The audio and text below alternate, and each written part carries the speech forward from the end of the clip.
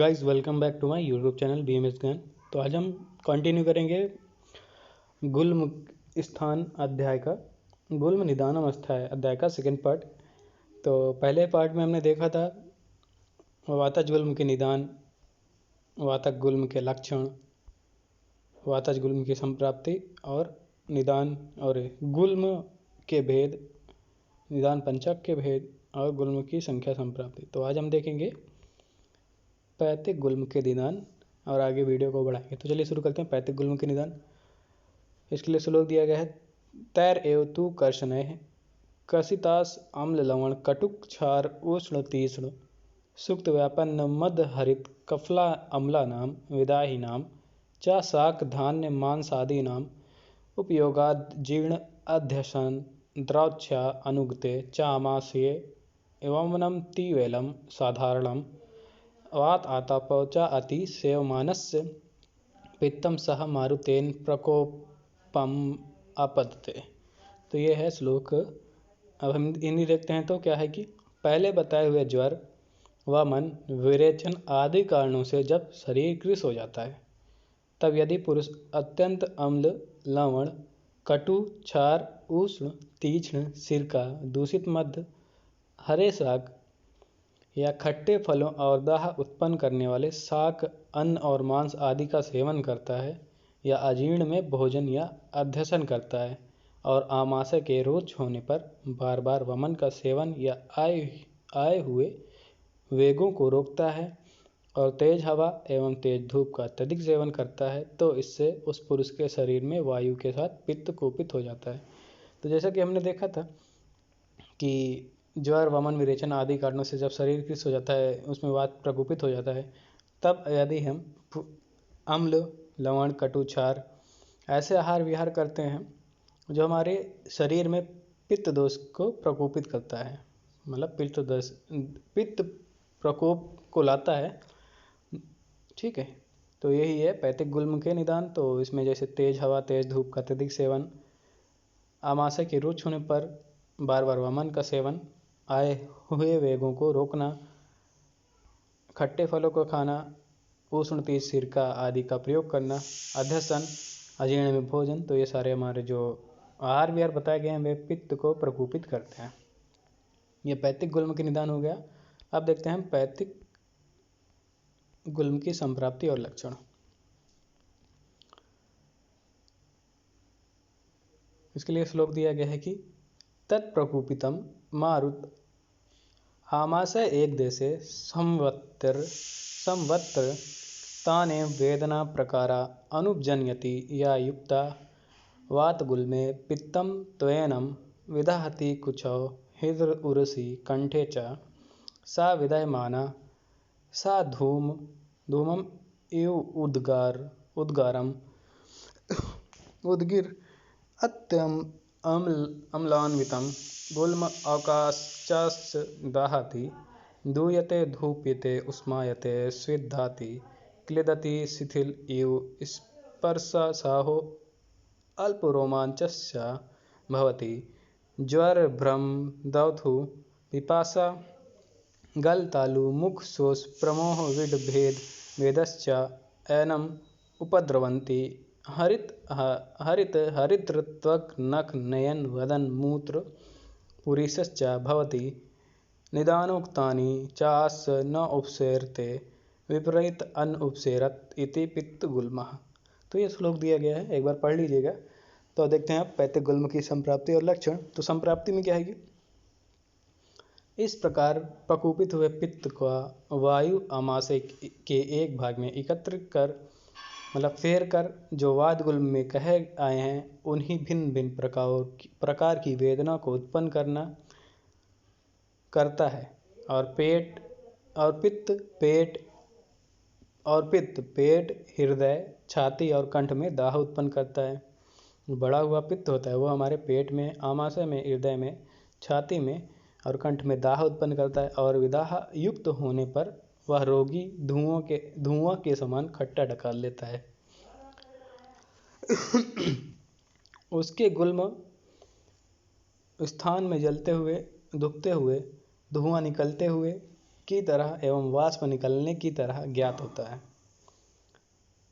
जो उसका गुल्म होता है, जहाँ पे वैसा प्रतीत होता है कि वो जलते हुए दुखते हुए धुआं निकलते हुए प्रतीत होता है, और उस स्थान पर स्वेद आता है। जहाँ पे गुल्म है, गुल्म स्थान पर स्वेद आता है और गीला सा प्रतीत होता है, शिथिल मालूम होता है, इस पर सहन नहीं होता। वहाँ पे अगर हम टच करते हैं तो टच जो होता है, स्पर्श जो होता है, वो बर्दाश्त नहीं कर सकते हम। कुछ रोमांच भी नहीं होता। ज्वर, चक्कर, दौथु मतलब हृदय में धक धक होना, अधिक प्यास लगना, गला, मुख और तालू का सूखना, मूर्छा और अतिसार, ये सब पित्त गुल्म के उपद्रव होते हैं। त्वचा, नख, नेत्र, मुख, मूत्र और मल हरे रंग या हल्दी रंग की तरह होते हैं। जो हमारी त्वचा है, मुख है, नेत्र है, मल है, मूत्र है, वो हरे रंग या हल्दी के रंग की तरह होती है। पित्त गुल्म के बताए हुए कारणों से रोग की वृद्धि और उससे भिन्न कारणों मतलब विपरीत कारणों के सेवन से लाभ होता है, इसे पैतिक गुल्म कहते हैं। तो ये हो गया हमारा पैतिक गुल्म की संप्राप्ति। तो जो संप्राप्ति जैसे बताएगी वातज में, वैसे ही तो जो पित्त होता है वो वायु को आमाशय के एक भाग में एकत्रित कर वहाँ मतलब फेर कर वहाँ पे पिंड आकार में वहाँ पे वेदना करता है। पिंड आकार में होके वहाँ पे अनेक प्रकार की वेदनाएं करता है, टेढ़ी मेढ़ी, लंबी, छोटी, ऐसे जो गुल्म बनते हैं और पिंड आकृति में बनते हैं, और उसी प्रकार वहाँ पे वेदना होती है, जैसे कि वातज गुल्म में हुआ था। वैसे ही यहाँ पे सेम वैसे ही पित्त गुल्म में होगा। अब देखते हैं हम कफज गुल्म के निदान। इसके लिए श्लोक दिया है कि तैरेवतु कर्षणः कर्षितास्य अत्यसन अदति स्निग्ध गुरु मधुर शीत आसनात् पिष्टेक्षु क्षीर तिल मांस गुड़ विकृति सेवनान मंदकम मदाति पानाद दरित काति प्रणयन अधुनाप प्रणयाद अनुपव अवदक ग्राम्य मांस अति भक्षणात् संधारणाद भुजस्य च अति प्रगाढ़ मुदपानात् संक्षोभणाद्वा शरीरश्लेष्मा सह मारुतेन प्रकोपम आपदते। तो ये श्लोक है, एक बार पढ़ लीजिएगा। तो उसके बाद अब देखते हैं कफज गुल्म के निदान। तो उसमें बताया गया है पूर्वोक्त उन्हीं कृष करने वाले ज्वर, वमन आदि कारणों से कृष होने पर जो बताया गया है, जिससे हमारा शरीर कृष हो जाता है, जैसे ज्वर, वमन आदि कारणों से, उस पर हम उस अवस्था में अधिक भोजन, अधिक स्निग्ध, गुरु, मधुर, अत्यंत शीतल भोजन, चावल का आटा, ईख, दूध, तिल, उड़द और गुड़ के विकार के सेवन, मंदक मतलब जो दही अच्छी ना जमी हो, और मद का अधिक सेवन करने से, हरे शाकों का अधिक सेवन करने से, आनूप, औदक और ग्राम पशु पक्षियों के मांस को अधिक खाने से, मल मूत्र के वेगों को रोकने से, अति मात्रा में भोजन करने के बाद अधिक पानी पीने से, या और भी कोई शरीर में क्षोभ उत्पन्न होने वाले कार्यों के करने से वायु के साथ कफ कुपित हो जाता है। ठीक, तो अगर हम अधिक भोजन करते हैं, अधिक स्निग्ध, गुरु, मधुर या अत्यंत शीतल भोजन करते हैं, ईख, दूध, तिल, उड़द या गुड़ के विकार का सेवन करते हैं, जो दही ठीक प्रकार से ना जमी उसका सेवन करते हैं, मध का अधिक सेवन करते हैं, मूत्र के वेगों को रोकते हैं, अनूप, औदक और ग्राम पशु पक्षियों के मांस के अधिक खाते हैं, तो ऐसा क्या होता है, इस सब निदानों से या इन सब आहार विहार से हमारा शरीर में कफ प्रकोपित हो जाता है, कफ दोष का प्रकोप हो जाता है। ठीक है, इसके बाद हम देखते हैं कफ गुल्म की संप्राप्ति और लक्षण। तो इसके लिए श्लोक दिया गया है, तम प्रकुपितम मारुत आमाशय एक देशे संवत्र ताने वेदना प्रकारा अनुपजन्यति या युक्ता वात गुल्मे श्लेष्मा तवस्य शीत ज्वर आरोचक विपाक अविपाक अंगमर्द हर्ष हृदरोग छर्दी निंद्रा आलस्य स्थैमित गौरव शिरो उपजन्यति अपि च गुल्मस्य स्थैर्य गौरव काठिन्य अगाढ़ सुप्तता तथा का श्वास प्रतिशयायान राजच्छमणमं च अति प्रविद श्वेतं त्वक् नयन वदन मूत्र पुरेशेषु उपजनयति निदानो उक्तानि च आस न उपसेरते विपरीतानि च उपसेरत इति श्लेष्म गुल्मः। तो ये श्लोक एक बार पढ़ लीजिएगा। तो इसमें क्या है कि इस प्रकार प्रकोपित हुए कफ को वायु आमाशय के एक भाग में एकत्रित कर मतलब फेर कर उसी प्रकार की वेदनाएं उत्पन्न करते हैं जो वातगुल्म में बताई गई हैं। तो जिस प्रकार वातगुल्म में संप्राप्ति बताई गई है उसी प्रकार पित्तगुल्म में और कफ गुल्म में भी होती है। रोगी के शरीर में कफ, शीत, ज्वर, अरोचक भोजन में अरुचि, अन्न का ठीक न पचना, आविपाक, अंग मर्द, रोमांच, हृदय रोग, वमन, निंद्रा अधिक, आलस, स्थैमित्व, भारीपन, शिराशूल को उत्पन्न करता है। और गुल्म के स्थान में स्थिरता, भारीपन, कठोरता और अवगाढ़ शून्यता को और बढ़ा हुआ कफ काश, श्वास और प्रतिशय, राजच्छमा तथा त्वचा, नख, नेत्र, मूत्र एवं मल में श्वेतता को उत्पन्न करता है। निदान में कहे हुए आहार विहार से हानि और उससे विपरीत वस्तु का सेवन लाभकर हो तो उसे कफज गुल्म समझना चाहिए। तो इसमें क्या है कि जब हम कफवर्धक आहार विहार करते हैं तो उससे क्या लक्षण, जैसे अरुचि हो गई, भोजन में अरुचि हो गई, अंगमर्द हो गया, हृदय रोग हो गया, वमन हो गया, निंद्राधिक कार्य, आलस्य, स्थैमित्व मतलब कि हमारे शरीर में ऐसा प्रतीत होगा जैसे कि गीले कपड़े से हमारा शरीर ढका गया हो, भारीपन, काश, श्वास, प्रतिशय और जो हमारा नख, मल, मूत्र, नेत्र, त्वचा है वो उसमें श्वेतता उत्पन्न होती है, वो श्वेत वर्ण का हो जाता है। ठीक है। और जो हम कफज निदान जो बताए गए हैं, अगर वो आहार विहार करें तो उससे हानि और उसके विपरीत आहार विहार करते हैं तो कफज गुल्म में वो लाभकर होता है, इसे हम कफज गुल्म समझते हैं। ठीक। अब देखते हैं हम त्रिदोषज गुल्म या सन्निपातज गुल्म। इसके लिए श्लोक दिया गया, त्रिदोष हेतु लिंग सन्निपाते तु सन्निपातिकम गुल्मम उपदि शांति कुशलः सा प्रतिसिद्धो उपक्रमत्वाद स्वाध्यो निचय गुल्मः। त्रिदोषज गुल्म के बारे में देखते हैं। कुशल व तीनों दोषों के हेतु और लक्षण के मिश्रित होने पर सन्निपातज गुल्म मानते हैं। या सन्निपातज गुल्म वात आदि दोषों के परस्पर विरुद्ध चिकित्सा होने से असाध्य होते हैं। ठीक है। और जो सन्निपातज गुल्म होता है यहाँ पे बता दिया कि वो असाध्य होते हैं। और ये वात, पित्त और कफ तीन दोष जब परस्पर एक साथ मिलते हैं तब वो सन्निपातज गुल्म कहते हैं उसको। अब नेक्स्ट देखते हैं हम रक्तज गुल्म। इसके लिए श्लोक दिया गया है कि सोड़ित गुल्मस्तु खलु स्त्रिया एव भवति न पुरुषस् गर्भकोष्ठ आर्तो आगमन वैसे स्यात्। तो इसमें क्या है कि रक्तज गुल्म जो है वो स्त्रियों को होता है, विशेषता स्त्रियों को होता है, पुरुष को नहीं, ऐसा बोला गया है। रक्त गुल्म तो गर्भाशय में आर्तव के आने की विशेषता से स्त्रियों को ही होता है, पुरुष को नहीं, ये है। ठीक है। ये रक्त गुल्म छोटा बताया था। अब देखते हैं रक्त गुल्म के निदान एवं संप्राप्ति।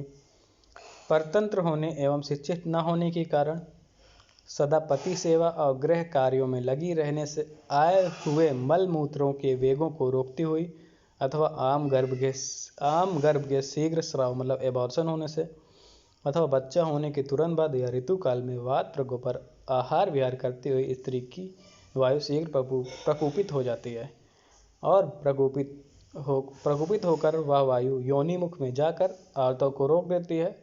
प्रत्येक मास में रुका हुआ वह आर्तव उदर को बढ़ा देता है। ठीक है। इसके बाद उसके उदर में शूल, काश, अतिसार, वमन, अरुचि, अपचन, अंगमर्द, निंद्रा अधिक, आलस, स्थैमित्व और मुख प्रसेक उत्पन्न होता है। स्तनों में दूध, ओठ और स्तन मंडल में कालापन, नेत्रों में अधिक ग्लानि, मूर्छा, हल्लास, जी मचलाना, दो हृदय मतलब विशेष इच्छाएं जैसे गर्भवती को हुआ करती हैं वैसे होना, पैरों में सोत, इन्फ्लामेशन हो जाता है, पैर फूल जाते हैं। कुछ रोमराजी का उद्गम, योनि विस्तार और योनि में दुर्गंध और स्राव उत्पन्न हो जाता है। इसका संपूर्ण गुल्म पिंडी की तरह फड़कता है। ऐसी दशा देखकर अनुभव शून्य वैद्य, जिसको ये नहीं पता कि रक्तज गुल्म भी एक गुल्म होता है और उसके ये लक्षण होते हैं, तो वो समझ जाता है कि स्त्री जो होती है, स्त्री जो है वो गड़बड़ी। ऐसे लक्षण देख के अगर उसको ये ज्ञान न हो कि रक्त गुल्म में ये लक्षण दिखाई देते हैं, तो वो भ्रम में आकर स्त्री को गड़बड़ी बोल सकता है या समझ सकता है उसके गर्भवती न रहने पर। ठीक, अब देखते हैं गुल्म के पूर्व रूप। तो गुल्म के पूर्व रूप और जो आगे दिया गया सादा असादा था, उसको हम देख लेते हैं, उसके बाद ये खत्म हो जाएगा चैप्टर हमारा।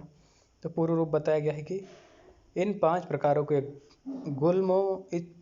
के गुल्मों के उत्पन्न होने के पहले ये निम्नांकित पूर्व रूप होते हैं, जैसे अन्न खाने की इच्छा का अभाव, आरुचि, भोजन में आरुचि, अपचन, अग्नि में विषमता, खाने के बाद गले में जलन होना, भोजन की पाक अवस्था में वमन, डकार का अनियमित रूप से आना, अपान वायु, मूत्र और मल वेगों का उत्पन्न होना या इनके आए हुए वेगों का ना निकलना या कम निकलना, वात जन शूल, आटोप, आंतों में गड़गड़ाहट, रोमांच, उदावत, भूख न लगना, दुर्बलता, पूर्ण तृप्ति युक्त भोजन का सहन न होना। ये साले गुल्म के पूर्व रूप हैं। एक इम्पोर्टेंट लाइन बताई गई कि सर्वेशपि खल्वेतेषु गुल्मेषु न कश्चिद्वात धृते संभवते गुल्मा। सभी गुल्मों में वात की प्रधानता, इन सभी प्रकार के गुल्मों में बिना वात के कोई गुल्म नहीं होता। तो जितने भी गुल्म बताए गए हैं चाहे वो सन्निपातज हो, कफज हो, पित्तज हो और रक्तज हो, उनमें वात की प्रधानता रहती है। बिना वात के प्रधान से ये कोई गुल्म उत्पन्न नहीं होते, मतलब बिना वात के कोई गुल्म की उत्पत्ति नहीं होती है। अब देखते हैं साध्य असाध्य विचार और चिकित्सा सूत्र। साध्य असाध्यता देखते हैं। इन गुल्म में सन्निपातज गुल्म को असाध्य जानकर चिकित्सा न करें। जो सन्निपातज गुल्म होता है, मतलब जो नीचे गुल्म होता है, जो तीनों दोष से मिलकर मिश्रित लक्षण वाला है गुल्म होता है, उसको हमको साध्य समझना चाहिए और उसकी चिकित्सा नहीं करनी चाहिए। एक दोषज गुल्म में दोष के अनुसार चिकित्सा प्रारंभ करें। जो एक दोषज है, जैसे वातज गुल्म हो गया, पित्तज गुल्म हो गया और कफज गुल्म हो गया, उसमें हमको दोष के अनुसार उसको जानकर उसमें कौन सा दोष से वो गुल्म हुआ है, तो उस प्रकार आहार विहार या उस प्रकार औषध देकर हमको चिकित्सा स्टार्ट कर देनी चाहिए, मतलब प्रारंभ कर देनी चाहिए। द्वंद्वज गुल्म में साधारण कर्म से चिकित्सा करें और अन्य जो कुछ भी अविरुद्ध चिकित्सा समझे उससे भी उपद्रव की गुरुता और लघुता का विभाग कर करें। ठीक है, जैसा हमें उपद्रव अगर ज़्यादा दिखे तो उस हिसाब से हमें करना चाहिए चिकित्सा। अगर उपद्रव लघु दिखे तो तब भी हमको समझ के देख के करना चाहिए। भारी उपद्रव की चिकित्सा शीघ्र करें। अगर ज़्यादा उपद्रव हैं, जो गुल्म में है ज़्यादा उपद्रव दिखाई दे रहे हैं, तो हमको उस गुल्म में हमको चिकित्सा जो होती है जल्दी करनी चाहिए, जितनी जल्दी हो सके, और लघु उपद्रव की चिकित्सा बाद में करें।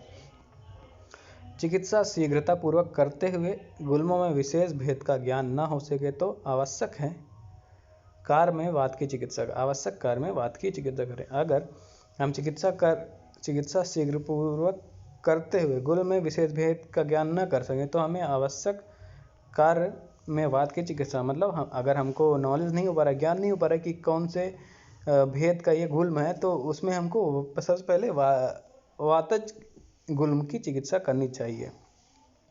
वातनाशक स्नेह और स्वेद स्नेह मिला हुआ मृदु विरेचन बस्तियों और अम्ल लवण एवं मधुर रसों का प्रयोग युक्तिपूर्वक करें, क्योंकि वायु की शांति हो जाने पर गुल्मों में दूसरा दोष थोड़े प्रयास से ही ठीक हो जा सकता है। ठीक है, तो अगर हम वायु पे काबू कर सकते हैं, वायु का दमन जल्दी कर लेते हैं, तो जो दूसरे दोष से जो गुल्म होता है उसका हम अल्प प्रयास से ही या थोड़े ही प्रयास से या थोड़ी ही चिकित्सा से उसको हम शांत कर सकते हैं, उसको हम उस रोग से दूर कर सकते हैं। उपायों के द्वारा गुल्म रोगियों में वायु की शांति संपूर्ण विधि के अनुसार करनी चाहिए, क्योंकि वात को जीत लेने पर दूसरा बड़े हुए दोष को अल्प कर्म भी दूर कर सकता है। ठीक है, उपायों के गुल्म रोगियों की में वायु की शांति उपायों के द्वारा गुल्म रोगियों में वायु की शांति संपूर्ण विधि के अनुसार करनी चाहिए। जो विधि बताई गई है उस विधि के अनुसार, क्योंकि वाद को जीत लेने पर दूसरे बढ़े हुए दोष को अल्प कर्म में भी दूर कर सकते हैं। ठीक। अध्याय संग्रह। इस गुल्म निदान में गुल्मों की संख्या हमने देखी, कारण देखा, स्वरूप देखा, पूर्व रूप देखा, कर्म देखा मतलब चिकित्सा का एक देश अर्थात कुछ चिकित्सा सूत्र भी पढ़े हैं। तो यहाँ पे कंप्लीट हो गया हमारा गुल्म निदान अध्याय, जो कि हमारा चरक संहिता निदान स्थान का 3rd चैप्टर था। नेक्स्ट वीडियो में देखेंगे हम निदान स्थान का इसके आगे का मतलब 4th चैप्टर। तो तब तक बने रहिए मेरे चैनल के साथ। लाइक कमेंट और सब्सक्राइब करना मत भूलिएगा। कोई भी डाउट हो तो कमेंट बॉक्स में अपना क्वेश्चन डाल लीजिए। तो मिलते हैं नेक्स्ट वीडियो में, तब तक के लिए धन्यवाद।